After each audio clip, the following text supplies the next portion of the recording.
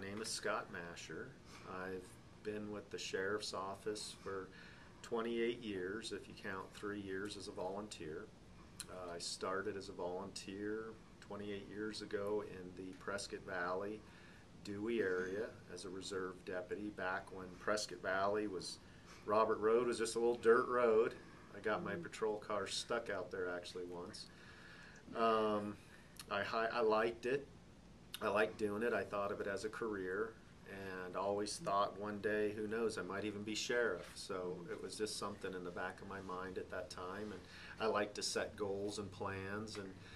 And anyway, I went to work in the Verde up in Sedona before they incorporated Camp Verde. Just worked my way up from the bottom of the ladder. I retired in, I think it was February of this year.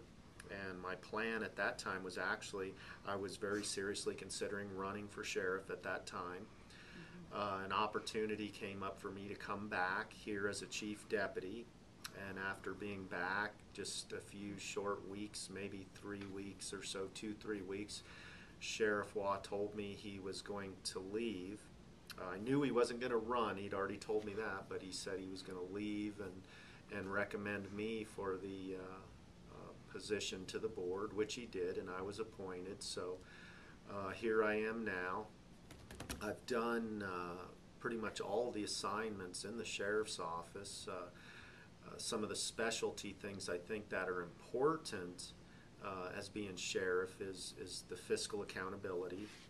We have a very, very big multi-million-dollar budget both for the jail and for the law enforcement.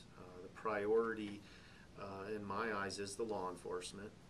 The calls for service, public safety is top priority. The jail, obviously by statute, we're responsible to house all of the inmates throughout the county and the other police jurisdictions. But overall, the last 10 years I've been doing the budgeting. We've always stayed in the black. It's been my responsibility to keep it that way, and we downsized. We didn't spend what we didn't have. We actually generate money through bed rentals. This year I believe we made over $2.5 million to offset the shortfalls just from bed rentals. We also started a program with Restoration of Competency. It's a mental health program within the jail that we were outsourcing to Phoenix to deal with mental health patients who are incarcerated.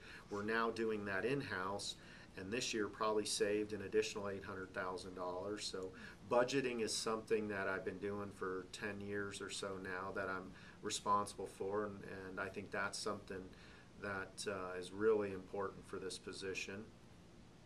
The law enforcement, we're very proactive.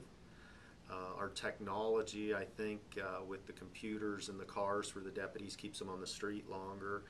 So I'm very favorable with technology and the forensics that are now available out there. We've gotten away from some of the Department of Public Safety crime lab because they've downsized so much. We're actually going out into the private sector with some of our bigger cases and the forensics and things there. And as Dwight knows, our school education programs with Deputy Do Right and Make the Right Choices we think is very important for the kids. And then the narcotics. That's something we see as a major factor involving criminal activity in Yavapai County. So we're a big member of the Prescott area narcotics team, the PANT team. We also have formed our own special crimes unit, primarily because the county is so big, and PANT focuses a lot, not just in the county, but in incorporated areas as well. We felt we needed to go out and do a little bit more in the county. So we're very proactive with the law enforcement, which also tends to get us into the illegal immigration aspect of it, which we're kind of hard on, primarily because what we see is a lot of the narcotics coming in from Mexico, and that's one of the biggest things we see in Yavapai County from illegal immigrant activity is the narcotics. So we've focused on canine. We have 4 canine officers now, and we schedule daily, weekly details out on the highways to try to minimize that smuggling into the county. And we've recently taken off some very big methamphetamine loads, including assault rifles and things that these folks are carrying. And it's interesting to find that one, as an example, of the suspects has been deported 3 times. So, you know, they keep coming back. They keep finding their way back and continuing the smuggling in, and that's what we're seeing is the biggest issue with the illegals in Yavapai County, is bringing that methamphetamine in. Mm-hmm. The jail's the other big thing. You know, the jail, and obviously the Prescott Jail had been closed, and that's a big priority of the sheriff's office is to maintain and keep the jail up and running. It's been, I think we're going on our 3rd week now or so of opening the Prescott Jail through 7 in the morning till 7 at night, 7 days a week to offset the issues with not only our deputies transporting to the Verde, but the local agencies here in this side of the county. And the reason we were able to do that now without having to go to the board and ask for money to do it, if we need money, we got to go get the board's approval. What we had done is we had generated about $300,000 from the federal government with us dealing with illegal immigrants. We were 287G certified. We have jurisdiction to deal with, to stop, detain, identify them as illegal, and then to have them deported. And we've deported upwards of, I believe, 2,800 now, Dwight, in just the last few years, which you really don't hear a lot about. But doing that and dealing with the illegals in our jail, we were able to get the federal government to reimburse us about $300,000. And so that's offsetting some of the costs in opening the Prescott Jail. Every day we bring people from the Verde, staff and inmates, for court proceedings.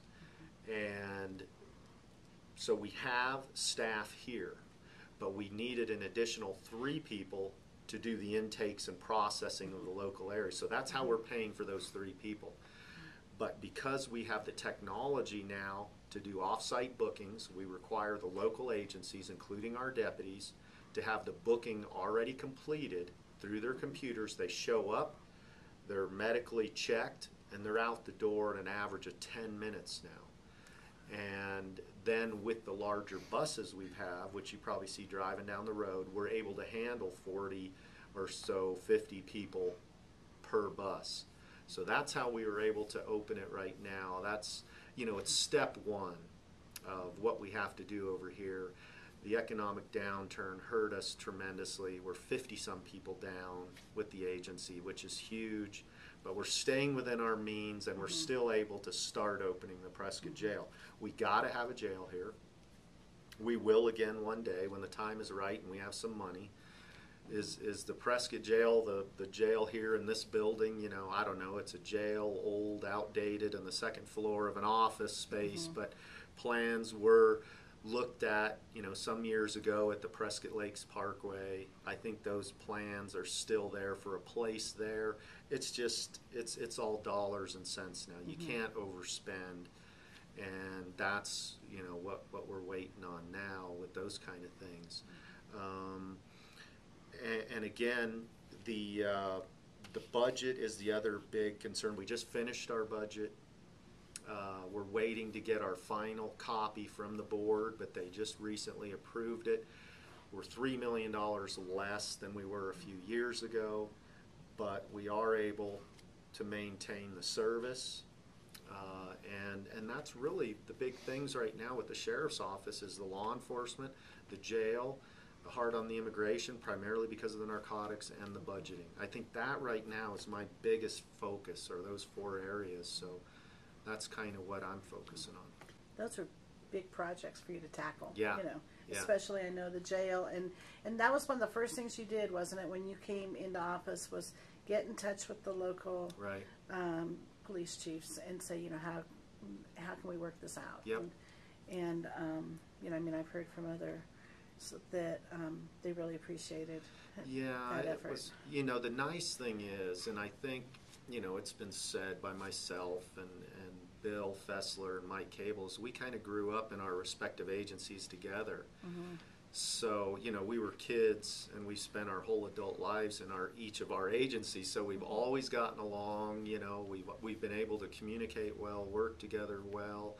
On the other side of the mountain, Jody Fanning in Cottonwood, I grew up with him when we both started, and he's now the chief there in Cottonwood. And so all of us have always worked well together. We communicate well.